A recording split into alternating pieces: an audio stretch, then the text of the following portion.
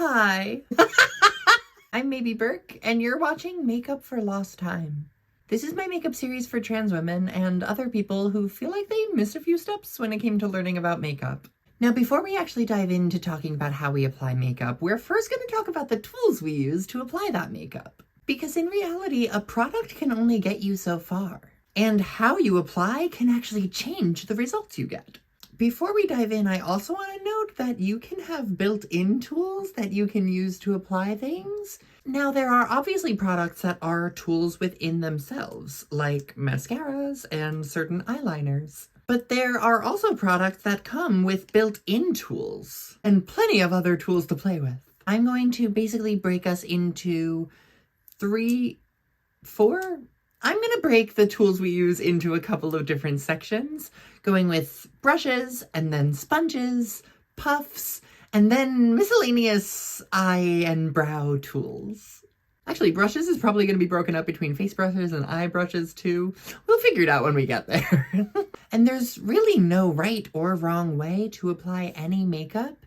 There are certain things you can do to ensure better results, or certain results that you want to get out of your makeup. But I'm really not a person who sticks to like a pure set of rules about how things are supposed to go on. I think a lot of it is personal preference, what you like doing, and how you want your makeup to look. I personally use a lot of brushes. If you watch my makeup videos, you'll see me using brushes more often than anything else. And that's because I really like the process of using brushes on my face. I like how they feel. I like how they apply makeup. I'm a brush girl. I don't only use brushes, but I primarily use brushes because that's how I like to put on my makeup. So let's start with brushes. Now I have 4 mugs on my vanity. One is for face brushes, one is for eye brushes, and there's also eyeliners in there. One is for mascaras and brow tools, and then one is actually empty for dirty brushes. We're gonna start with face brushes. And there's a couple of different ways you can use face brushes. There's also a lot of brushes are multi-use, and they might be marketed for one thing, but you might find you really like using that thing or that brush for another thing. As a general rule, soft and fluffy brushes are going to be best for powders, where thick and densely packed brushes are going to be best for creams and liquids. These bristles are really soft and flowy and are going to really distribute that powder around on the face, where these ones are a little more densely packed and are going to have a little bit more control and really push that liquid or cream into the skin more. There are also some flat brushes that you can use for kind of painting directly onto the skin or patting things in. And of course, smaller brushes for more detailed areas. If you've watched me do my makeup, you've probably seen me use this little complexion duo brush from e.l.f. because it's got the very dense, good for liquid application for the foundation. And then it has a little tiny side that I can use for concealer. And it really gets into those fine spots. And I just think this is a great tool to use for everyday use. And it's got the foundation and the concealer abilities all in one. These dense circular brushes are also really nice because I can pat in the makeup, I can pat in some foundation and get good coverage, but they're also made so I can buff it in. And so I can get a nice little seamless blend by just kind of swirling it around. Once the makeup's already on my face, once I've already laid down a foundation, I'm able to do a little buffing and blending around. And that's, I mean, I have my full face on already. I'm not currently applying, but that's also, if I've put on my blush and it's a little too strong, I don't actually want it to be that strong, I can just take what's left on my foundation brush, not put anything more on it, but just take it and kind of buff around the edges of the blush to melt it in and make it look a little more seamless. By the way, nobody is paying me to talk about any of these tools. These are all tools that I genuinely use regularly and all things that I've bought with my own money. Of course, different brushes have different shapes to them, and there's tools like this that are going to be really good for contouring and for placing things in specific spots. Some smaller fluffy brushes that are going to get in more detail and precision if you want to be specific with where you're placing your powders, and some that are going to have fun little angles and things like that for placement on the high points of the cheek, and different things like that for bronzer and blush and those types of placements.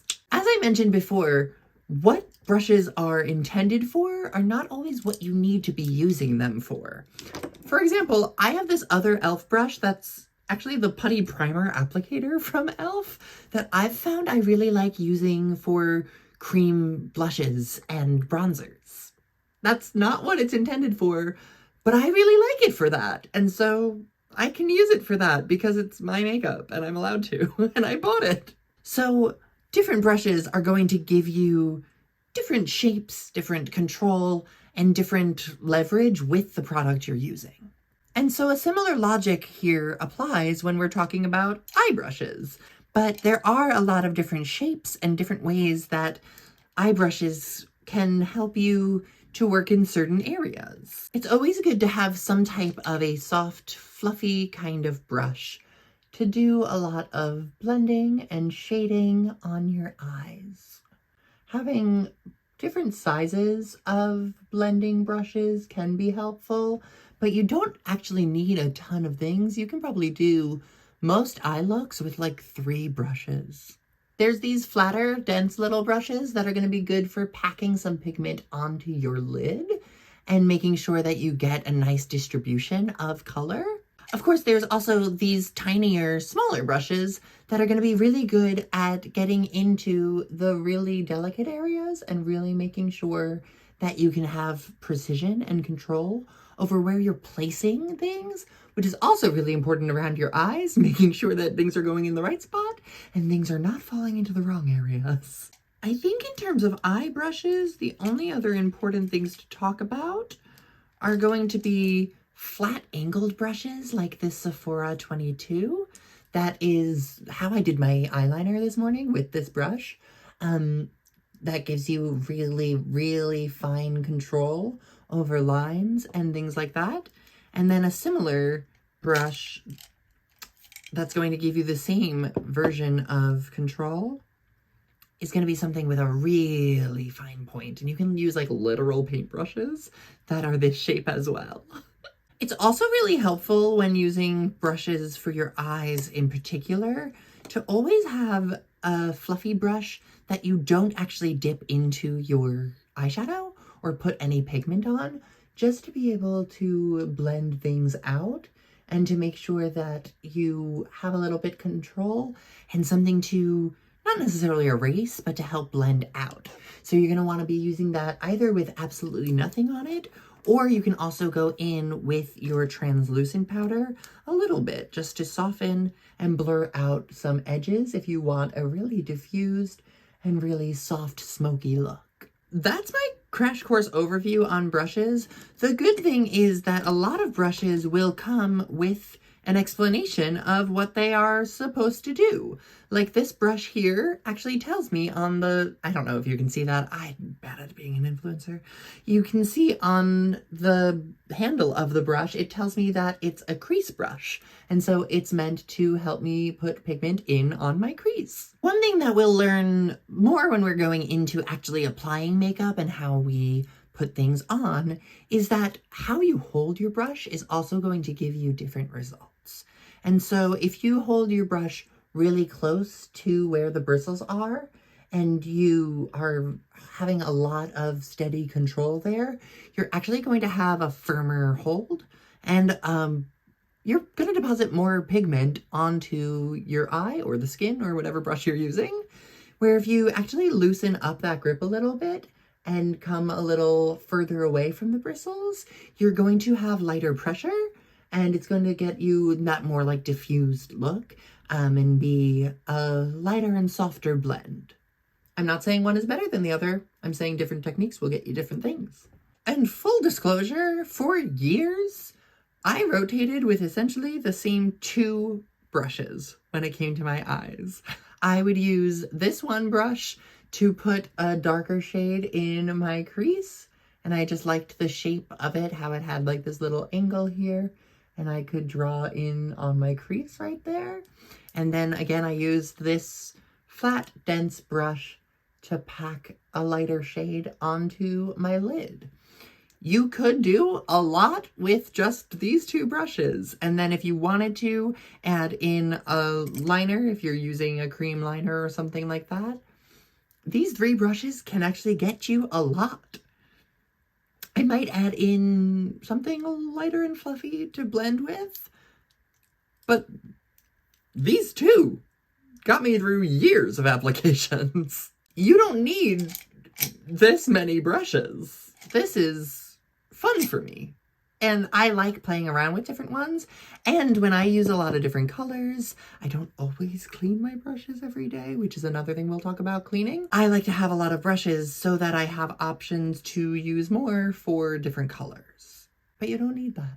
Then we, of course, have tools for brows. We have spoolies and things like that to go ahead and place your brows, get your brows in a good shape, do some grooming and things like that. This is another duo from e.l.f. that I really love that has a flat angled brush on one side that if you want to fill in your brows and things like that, you have that ability. And then you have the spoolie on the other end to use with product or without, honestly. When you have brows as thick as mine, sometimes you can just comb them into place and they'll be okay for the day, or you can also use some product in them to set them or to fluff them or whatever it may be. We talked about mascaras being like tools of their own basically, but you can also get disposable spoolies and you can use those to groom your brows as well. I also like to use, so what I use for my eyeliner today is the Danessa Myricks Color Fix in the color Blackout, the black. And I can also roll a disposable spoolie into this and use it as my mascara. Okay, that's my crash course on brushes. I hope that's helpful, and I think I said enough to be useful. But thank you so much for the warm welcome I got to my first video with these. I'm really excited to be making up for lost time with you all. So if you haven't already, like this video, subscribe to this channel, leave me a comment letting me know what you want to learn, and I will see you next week for Makeup for Lost Time.